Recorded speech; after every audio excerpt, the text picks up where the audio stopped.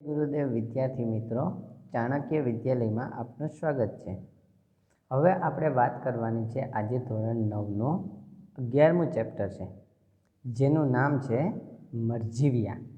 મર કે જીવ્યા, કાં તો એ મરી જાય કાં તો જીવીને બહાર નીકળી જાય છે, એવા મરજીવ્યાની અહીં વાત કરવામાં આવી છે। હવે મરજીવ્યાના જે કવિ છે એનું નામ છે પૂંજાલાલ। સૌપ્રથમ આપણે આ પૂંજાલાલનો પરિચય મેળવીશું અને ત્યાર પછી આ પાઠમાં જે બાબત આપવામાં આવી છે એનો પરિચય પણ મેળવી લેશું। હવે પૂંજાલાલનો પરિચય મેળવવા સમયે આપણે એની વાત કરીએ તો પૂંજાલાલ રણછોડદાસ દલવાડીનું વતન આણંદ જિલ્લામાં આવેલું નાપા ગામ છે। પૂંજાલાલના નામથી સાહિત્ય કૃતિઓ લખેલી છે। પૂંજાલાલના નામથી ઘણી બધી સાહિત્ય કૃતિઓ રચવામાં આવેલી છે। તેઓ કવિ તરીકે જાણીતા છે અને પૂંજાલાલને આપણે કવિ તરીકે ઓળખીએ, એક સારામાં સારા કવિ તરીકે ઓળખવામાં આવે। તેમણે 1926થી શ્રી અરવિંદ આશ્રમ પોંડુચેરીમાં વસવાટ કર્યો હતો। 1926ની અંદર શ્રી અરવિંદ નામનો જે આશ્રમ છે પોંડુચેરીની અંદર આવેલો, એની અંદર વસવાટ કર્યો। એટલે 1901માં જન્મ અને 26 વર્ષ પછી એને પોંડુચેરીમાં વસવાટ કરી લીધો। પારિજાત, પ્રભાવ ગીત, શ્રી અરવિંદ વંદના, શ્રી અરવિંદ મહાપ્રભુ, સાવિત્રી પ્રશસ્તિ વગેરે કાવ્યના ગ્રંથોમાં શ્રી અરવિંદ દર્શનના અને આધ્યાત્મ ભાવના કાવ્યો છે। જે આ બધા એના કાવ્ય છે એ બધા જ કાવ્યની અંદર, એ બધા જ ગ્રંથોની અંદર શ્રી અરવિંદના દર્શન એટલે ભગવાન શ્રી અરવિંદ છે જે આશ્રમના કરતા હતા એના દર્શનના, એટલે કે એણે જે વાત કહેલી છે, જે જોયેલું છે એ બાબત, અને આધ્યાત્મિક એટલે ભગવાન સાથેના ભાવના વધારે પડતા કાવ્યો છે। તેમણે પ્રદેશ પ્રેમ અને રાષ્ટ્ર પ્રેમના કાવ્ય પણ લખેલા છે। એણે થોડાક પ્રદેશ પ્રેમ એટલે કે પોતાનો જે દલવાડીનું જે વતન છે આણંદ જિલ્લો, એ આણંદના કાવ્ય અને રાષ્ટ્ર અને આખા ભારતના અમુક કાવ્ય પણ લખેલા છે। ગુર્જરી એ એમનો સોનેટ કાવ્યનો સંગ્રહ છે અને ગુર્જરી નામનો એક સંગ્રહ પોતે રચેલો છે, જે સોનેટ નામનો કાવ્ય સંગ્રહ રચવામાં આવેલો છે। તેમણે બાળ કાવ્ય અને કિશોર કાવ્ય પણ લખેલા છે। એમણે થોડાક બાળ કાવ્ય એટલે કે બાળકોને ગમે એવા અને થોડાક એવા કાવ્ય છે કે જે કિશોર એટલે કે બાળકોથી ઉપર ઉઠી અને યુવાન ન થયા હોય, એટલે કે 13થી 18 વર્ષની ઉંમરના જે વ્યક્તિઓ હોય એવા વ્યક્તિઓને ગમે એવા કાવ્ય પણ થોડાક લખેલા છે। હવે આપણે વાત કરીએ આગળ આ કાવ્યની, કે આ કાવ્યનો ટૂંકમાં પરિચય આપણે મેળવીએ કે કાવ્યની અંદર ટૂંકમાં શું કહેલું છે। મરજીવ્યા સોનેટ કાવ્ય સ્વરૂપની રચના છે। આ મરજીવ્યા જે કાવ્ય આપણે અહીં આપવામાં આવેલું છે ને, એ કાવ્ય છે એ સોનેટ પ્રકારનું કાવ્ય છે। સોનેટ એટલે નાનકડું એક કાવ્ય આપવામાં આવેલું છે। સોનેટ 14 પંક્તિઓનું છંદમાં લખાતું કાવ્ય સ્વરૂપ છે। સોનેટ કેને કહેવામાં આવે છે કે સોનેટ 14 લીટીની અંદર, એની અંદર 14 લીટી આપવામાં આવેલી હોય છે અને આ 14 લીટીને છંદમાં લખાતું એક કાવ્યનું સ્વરૂપ માનવામાં આવે છે। સમુદ્રમાં મોતી લેવા જવા માટે જતી વ્યક્તિઓને મરજીવ્યા કહેવામાં આવે। મરજીવ્યા કોને કહેવાય તો કે જે વ્યક્તિ સમુદ્રની અંદર ડૂબકી લગાવી અને મોતી બહાર કાઢતો હોય એવા વ્યક્તિઓને મરજીવ્યા કહેવામાં આવે છે। કારણ કે એ વ્યક્તિ કાં તો મરે અને કાં તો જીવે। મર અને જીવ્યા એ સમુદ્રની અંદર એક વખત ડૂબકી લગાવ્યા પછી એના જીવનું જોખમ હોય। એ ડૂબકી લગાવ્યા પછી કાં તો એ મોતી લઈ અને બહાર આવે છે, કાં તો મૃત્યુ પામે છે। કઈ પડે એનું મૃત્યુ થઈ જાય કંઈ નક્કી નહીં। સમુદ્રની અંદર તો કેટલા મોટા જીવો રહેલા હોય છે, એ જીવો કદાચ આને ખાઈ પણ જાય, કારણ કે અગાધ સમુદ્રમાં મોતી લેતા મૃત્યુનું પણ જોખમ હોય છે। આ અગાધ સમુદ્ર છે એની અંદર મોતી લેવા જાય ને તો મોતી લેવા જવા માટે એને મૃત્યુનું પણ જોખમ માનવામાં આવે છે કે મૃત્યુ પણ થઈ શકે છે, માટે જ તેને મરજીવ્યા કહેવાય અને એટલા માટે જ આવા વ્યક્તિઓને મરજીવ્યા કહેવાય છે। જે પ્રસ્તુત કાવ્ય છે એ પ્રસ્તુત કાવ્યની અંદર ડર્યા વગર, અટક્યા વગર ઉત્સાહથી સમુદ્ર તરફ આગળ વધતા મરજીવ્યાનું વર્ણન છે. પ્રસ્તુત કાવ્યની અંદર જે વ્યક્તિ ઉત્સાહથી અને એ વ્યક્તિ સમુદ્ર તરફ અટક્યા વગર આગળ વધે છે એવા વ્યક્તિઓનું વર્ણન કરવામાં આવ્યું છે.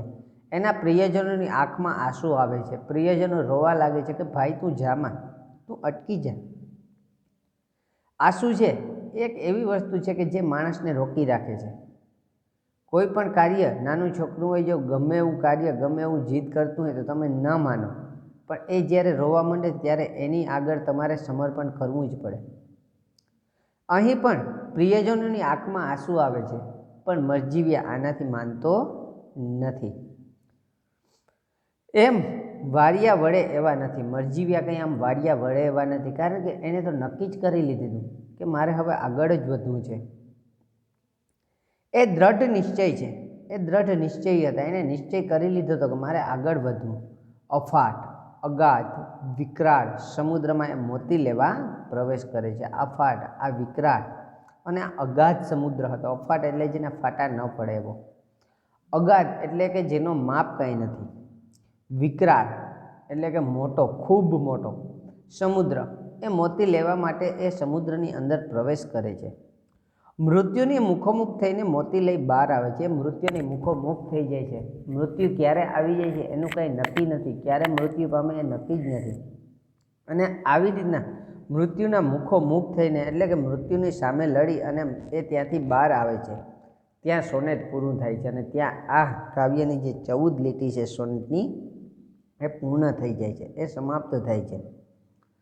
જીવનમાં જે દ્રઢ નિશ્ચયી રહીને સાહસ કરે છે એને જ મોતીરૂપી ફળ મળે છે.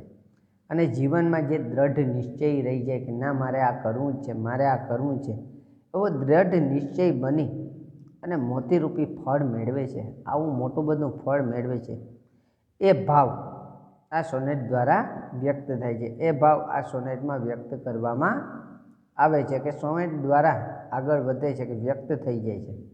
હવે આપણે વાત કરીએ આ કાવ્યની કે આ કાવ્યમાં શું કીધું. તો એની પહેલી લીટીમાં કીધું કે સમુદ્ર ભણી ઉપડ્યા કમરને કશી રંગથી, અટંક મરજીવ્યા ડગ ભરંત ઉત્સાહના. સમુદ્ર ભણી એટલે સમુદ્ર તરફ કે સાગર તરફ, ઉપડ્યા એટલે ચાલ્યા. કમરને કશી રંગથી, કમરને કશી, કમરને કશવી એક રૂઢિપ્રયોગ છે અને આ રૂઢિપ્રયોગનો અર્થ થાય છે ખૂબ મહેનત કરવી. ખૂબ મહેનત કરી, ઘણી બધી મહેનત કરી અને જે આ મરજીવ્યા છે એ મરજીવ્યા સમુદ્ર તરફ ઉપડ્યા કે સમુદ્રમાં જવા માટે તૈયાર થયા. અટંક મરજીવ્યા ડગ ભરંત ઉત્સાહના. અટંક મરજીવ્યા છે એ ડગલા પોતે એકદમ ઉત્સાહથી ભરી રહ્યા હતા, આગળ વધી રહ્યા હતા. પ્રદીપ્ત નયનો અગાધ બળ ઉભરે અંગથી. પ્રદીપ્ત, પ્રદીપ્ત એટલે જ્વલિત કે એકદમ તેજસ્વી, એકદમ તેજસ્વી એના નયનો હતા. નયન એટલે આંખ, ખૂબ જ તેજસ્વી એની આંખ હતી, કારણ કે આંખ ઉપરથી જાણી શકતા હતા કે એ વ્યક્તિ શું કરી શકવાનો છે અને કઈ રીતે આગળ વધશે. અને એ વ્યક્તિની આંખમાં એક આગળ વધવાની તમન્ના હતી કે એ વ્યક્તિ આગળ વધી શકશે. તો એના નયનો હતા, એની આંખ હતી એ પ્રદીપ્ત હતી, જ્વલનમાન હતી. અગાધ બળ, અગાધ એટલે ખૂબ જ બળ, ઉભરે અંગથી એના અંગોમાંથી ખૂબ જ ઘણું બધું બળ ઉભરી રહ્યું હતું કે હું આગળ વધી જ જઈશ, અહીંથી પાછો આવી જ. મહારવ તણી દિશા પર ઠરી બધી ચાહના. મહારવ, મહારવ એટલે સમુદ્ર, સમુદ્ર તણી એટલે સમુદ્ર તરફ દિશા, સમુદ્ર તરફની જે દિશા હતી, પર ઠરી બધી ચાહના એની બધી ચાહત હતી, એને બધું જ જે લાગણી હતી એ બધી ક્યાં ઠલવાઈ ગયેલી હતી તો કે એના જે સમુદ્ર હતો એ સમુદ્ર તરફ એની બધી ચાહના ઠલવાઈ ગઈ હતી. હવે તો એને સમુદ્રની અંદર જ જવું અને સમુદ્રમાં જ આગળ વધવું છે, એ બધી એને ચાહના હતી. દરિયા પ્રિયજનો બધા સેજલ નત્રે આડા ફર્યા. દરિયા, દરિયા એટલે કે ડર લાગ્યો, બીક લાગ્યો. પ્રિયજનો, પ્રિયજનોને એના જે પ્રિયજનો હતા, એના સગા સંબંધીઓ હતા, એ બધાને ડર લાગ્યો કે કે આ વ્યક્તિ જો આગળ વધશે, આ વ્યક્તિ સમુદ્રની અંદર જશે તો સમુદ્રની અંદર તો ક્યારેય એનું મૃત્યુ થશે કંઈ નક્કી જ નહીં. કદાચ એ સમુદ્રની અંદરથી બહાર ન પણ નીકળે. એના પ્રિયજનો એને વળાવી આવ્યા હતા, એને મૂકવા આવ્યા હતા, એ એમને આડા ફરે છે. બધા સેજલ નતરે, સેજલ એટલે જળથી ભરેલા, આંસુઓથી ભરેલા નેત્રએ એને આડા ફર્યા કે ભાઈ તું રોકાઈ જા, તારે નથી જવું, અહીંયા તું ખાઈ લે. શિખામણ દીધી અને બધા વ્યક્તિએ એને શિખામણ આપવા લાગી. વૃથા જીવન વેડફો કાં ભલા. વૃથા એટલે ખોટું. ખોટી રીતના તું તારું જીવનને શા માટે વેડફે છે? શા માટે તારા જીવનને તું બગાડી નાખે છે? તું જીવન જીવ્યા જેવો છે, હજી તારું જીવન ઘણું બધું છે, તું જીવન જીવી લે ને. તારે સમુદ્રની અંદર નથી જવું, એવી બધી વિનંતી કરે છે. પછી આગળ કહે છે કે ક્યાંથી વળગી વિનાશ કર આંધળી આ બલા. તને કે આ બલા ક્યાંથી વળગી કે મારે સમુદ્રની અંદર જવું, મારે સમુદ્રને તાગવો છે, મારે સમુદ્રમાંથી મોતી લઈ આવવું છે. આવી બલા તને ક્યાંથી વળગી? આવો વિચાર તને ક્યાંથી આવ્યો કે આપણું ખરાબ, આપણા પરિવારને ઉજાડનારો આ વિચાર છે? પરંતુ આવા બધા શબ્દ બોલે છે છતાં પણ દ્રઢ નિશ્ચય નહીં એમ જ વાર્યા વળ્યા. પરંતુ આ તો દ્રઢ નિશ્ચયી હતા. આ દ્રઢ નિશ્ચયી વ્યક્તિ આમ વાર્યો વળે એમ નહોતો, આમ અલગ થાય એમ નહોતો કે મારે કેમ અલગ થવું, કેમ જુદું થવું. ગયા ગરજતા અફાટ વિકરાળ રત્ના કરે. અને એ તો વાર્યા વળ્યા નહીં, પાછા ના વળ્યા. પછી તો એ ગયા ગરજતા, એ તો ગયા ગરજ એટલે અવાજ કરતા કરતા અફાટ વિકરાળ રચના કરે. આ અફાટ એટલે કે જેના ફાટા નથી પડતા, જે અલગ નથી થતો, એક મોટો બધો સમુદ્ર છે એવા વિકરાળ એટલે ભયાનક રચના કરે એટલે સમુદ્રની અંદર. એ તો ગયા ગરજતા એટલે પગ ઉપાડતા ઉપાડતા ક્યાં? તો કે અફાટ વિકરાળ રત્નાકરમાં તરંગ ગિરિમાળસા હૃદય ઉપરે આથળિયા. અને તરંગ ગિરિમાળસા, એના તરંગો એટલે એના મોજાઓ. ગિરિમાળ, ગિરિમાળ એટલે પર્વતોની હારમાળા. સા એટલે હારમાળા જેવા, પર્વત જેવા. હૃદય ઉપરે આથળિયા, પોતાના હૃદય ઉપર અથડાયા. એને જોયું કે આ મોટા મોટા સમુદ્રો એના હૃદય ઉપર આથડી રહ્યા છે. હઠિયા ન લઉં તોય સાહસિક સર્વે કૂદી વળ્યા. અને હઠિયા એટલે હઠ નથી લીધી કે ના મારે જવું જ છે, એ હું જવું જ છે, એમ હઠ નથી.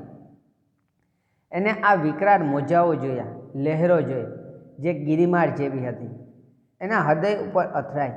હઠ ન લેવા છતાં બધા જ એની અંદર કૂદી પડ્યા. ક્યાં? તો કે સમુદ્રની અંદર. અગાધ જળમાં પ્રવેશ કીધ કાળને ગહરવ. અને અગાધ જળ હતું. અગાધ એટલે ઘણું બધું, જેનો તાગ ન મેળવી શકાય, જેનો માપ ન મેળવી શકાય એવું ઘણું બધું આ જળ હતું, પાણી હતું. એ પાણીની અંદર પ્રવેશ કીધા, કીધ એટલે કર્યો. એ પાણીની અંદર પ્રવેશ કરે છે કાળને ગહરવ. અને છેક નીકળ્યા ક્યાં? તો કે કાળના ગહેરાઈમાં, એટલે કે મૃત્યુના તળ ઉપર. ખૂંધ્યા મરણના તમોમય તળો. ખૂંધ્યા એટલે ખોદ્યા અથવા તો ત્યાં પહોંચ્યા. મરણના એટલે મૃત્યુના, તમોમય એટલે તેના જેવા તળ ઉપર. તળ એટલે એના તળિયા ઉપર. એ જે મરજીવ્યા હતો એ મરજીવ્યા ક્યાં સુધી પહોંચી ગયો? તો કે સમુદ્રના તળિયે સુધી પહોંચી જાય છે. અને પામ્યા અને મેળવ્યું અખૂટ મણિ મોતી કોષ. અખૂટ એટલે કે ક્યારેય ન ખૂટે, ક્યારેય ઓછો ના થાય એવો મણિ મોતી કોષ પોતે ત્યાંથી લઈ બહાર આવ્યા. અને સમુદ્રની અંદરથી આ અખૂટ મણિ મોતી કોષને લઈ અને બહાર નીકળ્યા. આવા એ મરજીવ્યાની વાત છે. અને આ મરજીવ્યાની વાત તમને આપવામાં આવેલી છે. એનું કારણ એક જ છે કે આ મરજીવ્યાની જેમ તમારે કેવું બનવું જોઈએ? તો કે હઠીલા અને પાછા કહેવાય તો કે દ્રઢ નિશ્ચય. હઠીલા અને દ્રઢ નિશ્ચય બનવું જોઈએ કે આ કાર્ય મારે કરવું એટલે કરવું, પણ સારી બાબત માટે હઠીલાપણું બનવું જોઈએ. અને જે મરજીવિયા છે એ મરજીવિયાએ પણ શું કર્યું તો કે સારી બાબત માટે પોતે હઠ લઈ અને આગળ વધે છે અને પછી શું થાય છે તો કે એ વ્યક્તિ મણિમોતી કોષ લઈ અને બહાર નીકળી જાય।